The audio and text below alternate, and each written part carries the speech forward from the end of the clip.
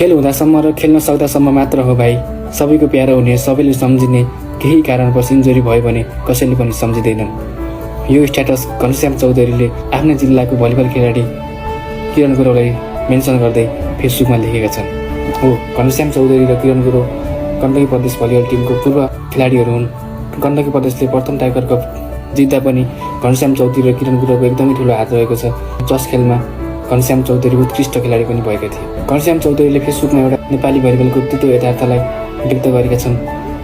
किरण गुरुङ पनि लगातार रूपमा गण्डकी प्रदेश भलिबल टिमबाट खेल्दै आएका थिए र सानो घाइते भएको कारणले उनी अहिले हाल मैदान बाहिर रहेका छन्।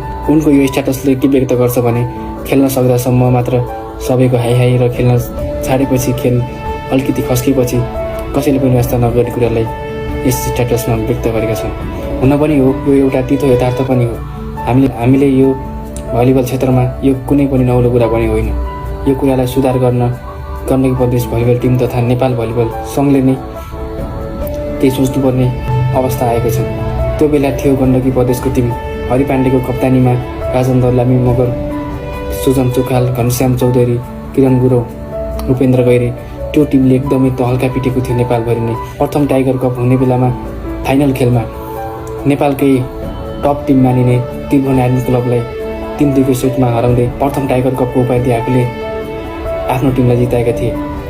त्यो समयमा त्रिभुवन आर्मी क्लबलाई जित्नु भनेको एकदमै चुनौतीपूर्ण मानिन्थ्यो, जसमा थिए धनबहादुर भट्ट, मानबहादुर श्रेष्ठ, हरि अधिकारी, दुर्गा खड्का, ईश्वर थापा र हरिहजुर थापा। सबै नेपाली भलिबलको राष्ट्रिय टिमको खेलाडीहरू थिए। त्यो टिमलाई हराउँदै उपाधि जित्नु भनेको तत्कालीन समयमा चान्चुने कुरा भने पक्कै पनि थिएन। हाल घनश्याम चौधरी वैदेशिक रोजगारीको सिलसिलामा जापान र किरण गुरुङ नेपालमै छन्। राजेन्द्र लामी मगर खेलमै छन् भने सुजन चोखाल पनि जापानमै छन्। हरि पाण्डे खेलमै छन्। घनश्याम चौधरीले फेसबुकको स्ट्याटस मार्फत व्यक्त गरेका छन्, यो नेपाली भलिबलको लागि एकदमै दुःखद खबर पनि हो, किनभने खेल्न सक्दासम्म मात्रै सबैजनाले हाई हाई गर्ने र खेल अलिकति खस्किएपछि त्यो खेलाडीलाई वास्ता पनि नगर्ने कारणले नेपाली भलिबल खेलाडीहरू आफ्नो भविष्य देशमा सुनिश्चित नरहेकाले वैदेशिक रोजगारीमा जान बाध्य भएको कुरालाई स्पष्ट देख्न सकिन्छ।